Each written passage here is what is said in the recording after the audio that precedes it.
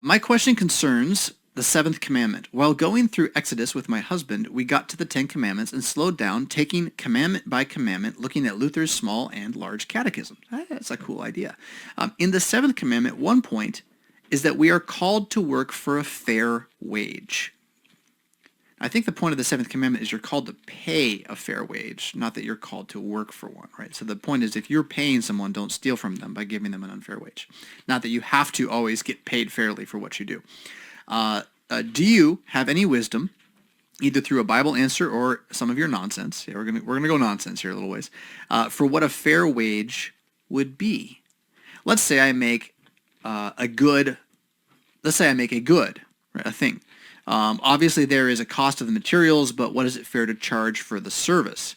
As someone trying to buy a home in this market, I am aware of and fed up with the theft of saying, well, they sold it for, got paid X, so I'm going to charge at least that much. How do I discern what a fair wage is when going by the current market, which in any given industry seems overinflated and feels like gross theft? Yeah, to be sure, inflation is not a fair wage. Inflation is gross theft. To be sure, what's going on with fiat currency as a experiment in the history of monetary policy is designed theft from the poor, from the lower classes. It's designed, it's taking us back to a baronry and hyper elite nobility that aren't noble. They're just thieves that take what they want when they want, and with dishonest scales. So that is an issue. But like, if the question is, well, how do I stop participating in the dollar-based currency? Like, well, you don't. I mean, I guess you could move in with the Amish. You could try it. But no, you're stuck being stolen from. You get used to being stolen from by the leaders. This is why when Israel is warned about having a king, God's like, well, once he's there, he's going to take advantage of you. And yeah, that's exactly what's going on. The issue to your question, though, how do I discern for my own part what is fair and what is not fair? What the Christian should strive to do is stop living a life based upon profit. Like, is your goal to profit or is your goal to serve? Yeah. Is your goal to continue existing doing what you're doing, or to have so much you never have to do it anymore? Mm-hmm. Are you trying to make so much money you don't have to work? That's weird, actually. That means what you're doing isn't good, at least in your eyes. Why are you doing it? Right? So that's almost a cosmology kind of thing. It's like how you approach this thing. Trying to make enough money to not have to make more money is the problem, and it's what they're doing and what they're trying to keep doing, and trying to have the money make money, right? Like, if I buy some gold and set it somewhere, it doesn't make more gold, but I want to go buy stocks and have it make more money, right? This system is designed to take debt and make money with the debt.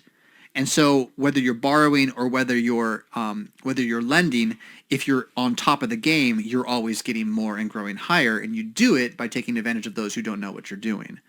And even the Federal Reserve ultimately is doing this to us as a national bank. You're not going to escape this. You can't escape it. And do we live in times when it's really, really awful? Yeah. So what can you do? Wait for it to fall down? Expect that we're in something of a super bubble that's going to pop and it's going to get worse, because at some point no one's going to be able to afford to buy anything. And so it's all going to be, harder for a while. And then maybe at some point supply and demand can kick back in. And already that is what is the issue, is supply and demand is, you can't escape it. It's going to work.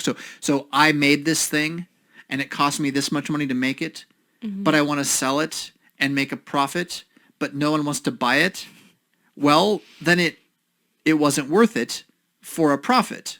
You may not be able to make a living painting your own canvases for fun, right? Or making bags. Hey, look at you. Yeah. And so what do? You may just be a slave, and you might have to realize, I'm a slave. I work at Walmart. It's what I got to do to put food on the table. This isn't my best life now. This isn't my dream scenario. I don't even think it's good, but I do not have the means to procure my actual freedom. And so what does God say? Slaves, obey your earthly masters. I know it's like no one likes this, but it's like that is kind of where we are. And then remember that the more that the earthly masters are tyrants, then we'll then cry out to God that he would tear them down and ask God to give you good masters. The super bubble is going to pop. If it isn't already popping, it is going to pop. So expect for the next 5 to 10 years for things to get worse. Don't go out and get yourself in more debt right now. Certainly don't believe in the possibility of profiteering your way to happiness. Those who desire to be rich fall into a trap, the Bible says.